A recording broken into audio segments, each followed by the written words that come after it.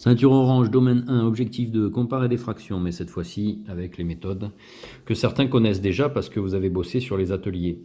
Vous avez vu d'ailleurs que les ateliers, je les ai mis sur le serveur pédagogique maintenant, hein, je vous l'ai dit hier, sur Pronote. Donc là on est sur l'exo 2 avec tout un tas de comparaisons. Alors, je vais les prendre dans leur ensemble et aller de la plus facile à la moins facile. Une qui est très facile, c'est la première, parce que nous avons deux nombres de signes contraires. Donc c'est la comparaison à 0 qui joue. Un nombre négatif, plus petit que 0, est forcément plus petit qu'un nombre positif, qui lui est plus grand que 0. Voilà, rien de plus. Sur une copie, il faudrait le dire, hein. Moins 11 septième plus petit que 0, 2 cinquièmes plus grand que 0, donc moins 11 septième plus petit que 2 cinquièmes.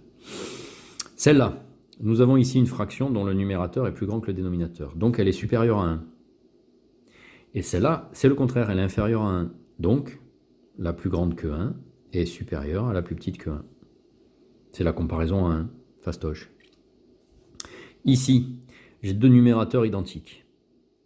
Alors, c'est comme les parts de gâteau. Plus il y a de parts, plus les parts sont petites. Ça veut dire que 4 treizièmes, il est plus petit quand il y a 13 parts que 4 onzièmes quand il y a 11 parts.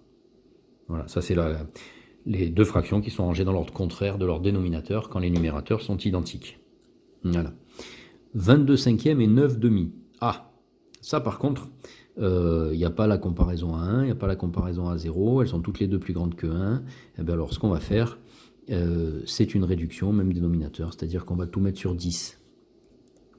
Hop là, voilà, tout sur 10. Alors 5, pour passer à 10, il faut le multiplier par 2, ça veut dire que 22 est multiplié par 2 et on obtient 44. 9, lui, pour passer de 2 à 10, il faut multiplier par 5, donc 9 aussi, 45. Et elles n'étaient pas très loin l'une de l'autre, mais 9 demi est plus grande que 22 cinquièmes. Voilà, ça c'est la méthode générale, hein, réduction au même dénominateur. Pour comparer deux fractions de même dénominateur, il suffit de les ranger dans le même ordre que leur numérateur.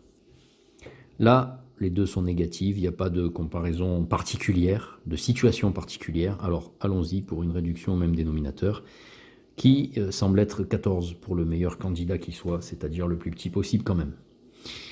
7 a été multiplié par 2, le moins 9 aussi, moins 18. Et 2 a été multiplié par 7, waouh, alors là on va être très éloigné, multiplier 13 par 7, 7 fois 10, 70, 7 fois 3, 21, moins 91. Ok. Alors, moins 91, c'est beaucoup plus petit que moins 18. Voilà. Voilà notre conclusion.